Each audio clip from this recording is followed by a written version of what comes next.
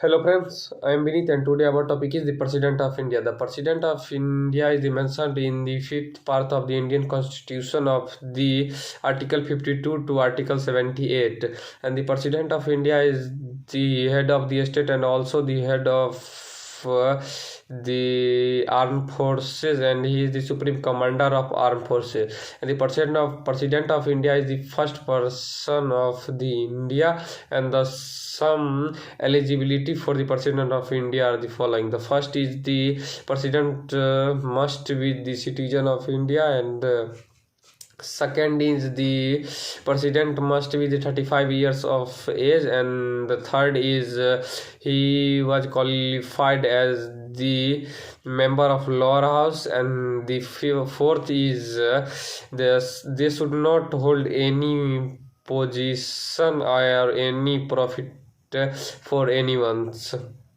And the electoral college and the election process of president election, the member of Rajya Sabha, Lok Sabha and the state assembly vote for the president election, and also the member of Delhi and member of Pondicherry vote for the president, and these two union territory vote after the 17th Amendment Act, and only the elected member of these parliaments can vote in the president election. Not nominated member can vote. The president elected by the single transferable vote system, and the president take oath by the Chief Justice of India, and they can resign to the Vice President of India, and the term of president is 5 years, and they can be removed by the impeachment process that mentioned in Article 61. And the salary of the president is 5 lakh per month, and there are some privileges given to the president of India, and these are the following. The first is the official residence given to the president of India, that is known as Rashtrapati Bhavan, that was built by the Edwin Lutyens, and the second is parliament cannot diminish the allowances of the president at any condition, and the third is the president can't goes in house arrest during his term, and the fourth is civil processes can be happen on president, but there should be notice given to president before 2 months, and the president is not answerable for any uses of his power at any court or in Supreme Court that mentioned in Article 361. Now talk about the powers of the presidents of India. There are so many powers. The first is the judicial power.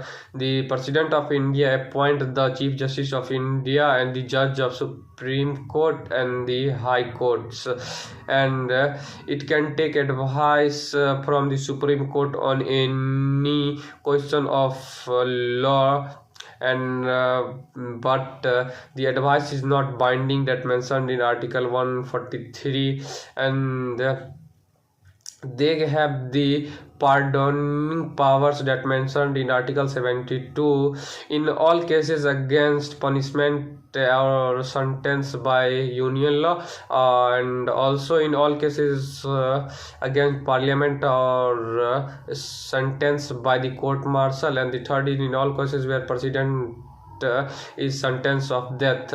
And there are the 5 types of pardoning. The first is the pardon, the completely free and from the all punishment, and the second is communication. The president have power to high form of punishment convert into the lower ones, and the third is to remissions, the president have power to reduce period of sentence without changing their characteristics. And the fourth is respite. They have the power used when disabled people do any crime or in the time of pregnancy of a woman. And the fifth is respire. The president can stay on the execution of the death penalty. And the second is the veto power that mentioned in the article 111. And there are the three type of veto. The first is the absolute veto, that president withhold his assent. It means president can refuse the bill. And in president can use in two types. The first is against the member bill, and second the against the new parliament came after the bill passed from Raj Sabha and also in Lok Sabha. And the second veto is suspensive veto, that the president can return the bill for the reconsideration. And the third is pocket veto, that president can hold the bill for infinite period of time. And this third power is the ordinance making power that mentioned in the article 123. And the president have power to call the ordinance during the break between two sessions.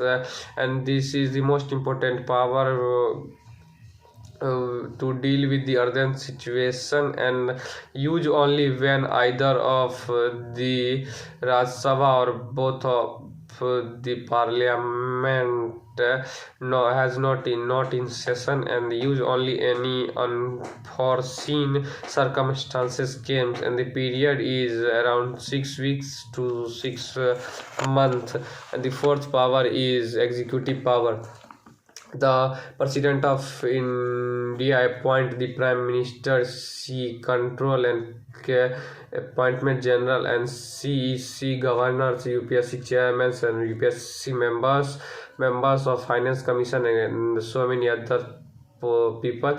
And every executive actions of GOI taken by the president name, and president can declare any area as a scheduled area, and president directly administer the union territories. And the fifth power is legislative power. The summon, propagate, and the dissolving power have the president have, and the address the parliament at the first session and the first session of every year. And the president appoint any member as a speaker of the parliament when the seat is null. And the president nominate the 12 members in Raj Sabha. And the sixth power is financial power. The president lays the budget before parliament, and the president have power regarding the money bill. And the third is emergency fund is in president control, and the president constitute the finance commission after the 5 years. And let's talk about the impeachment of president that mentioned in the article 61. This is the process in which president can be removed, and impeachment start on either houses of the parliament. And before starting the impeachment, the sign needed of 1/4 member of the houses, and before 14 days a notice need to given to the president of India.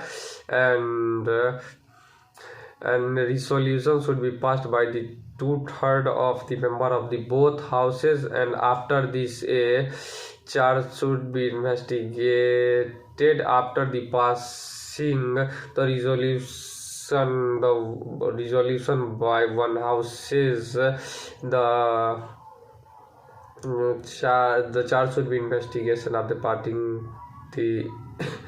passing the resolution, and all of the members participated in the impeachment process while only elected members participate on the process of election of president. Thanks.